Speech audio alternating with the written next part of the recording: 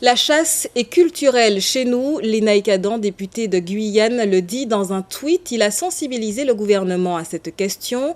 En cause, le permis de chasse qui pose problème, obligatoire depuis le 1er janvier. Les chasseurs se sont déjà mobilisés, comme vous le voyez sur ces images. Une rencontre est prévue entre les chasseurs de Guyane et l'Élysée dans quelques jours. Bonjour Lénaïck Adam et merci d'être avec nous. Vous avez donc rencontré les chasseurs de Cayenne la semaine dernière. Que ressort-il de cette rencontre? Bonjour à tous.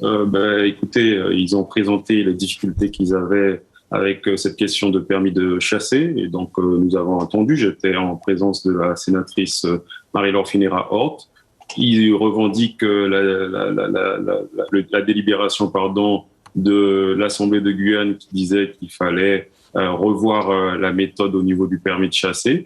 Et donc, je me suis fait le porte-parole pour demander à l'Élysée, afin que le président de la République soit directement sensibilisé sur cette question, puisqu'il y a une tension sur le territoire face à cette question qui est palpable, et donc on ne devrait pas négliger ça, et donc c'est une question qui est prioritaire. Alors justement, vous parlez d'une tension palpable. Est-ce qu'on peut en savoir plus? De quoi s'agit-il?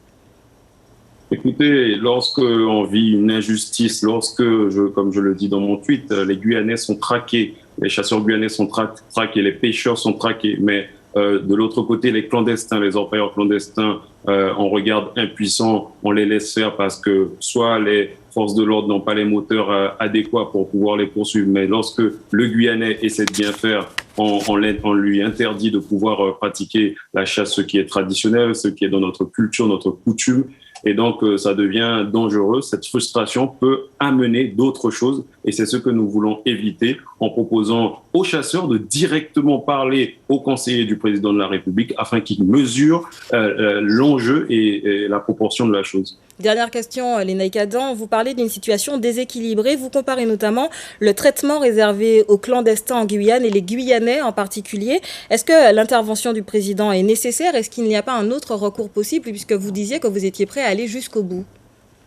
Ce que nous essayons de faire, et dans mon rôle de parlementaire et d'élu de la République, c'est que nous essayons d'épuiser les recours et les voies à notre disposition en tant qu'élus.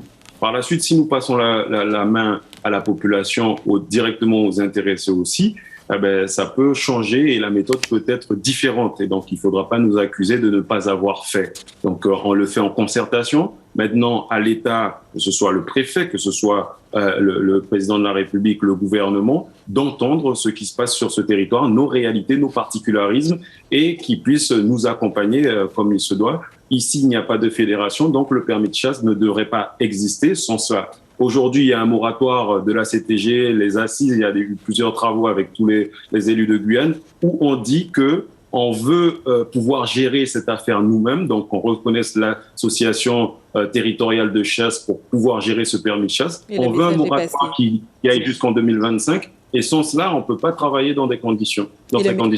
Et le message est passé. Merci beaucoup, Lénaïck Adam, d'avoir été avec nous.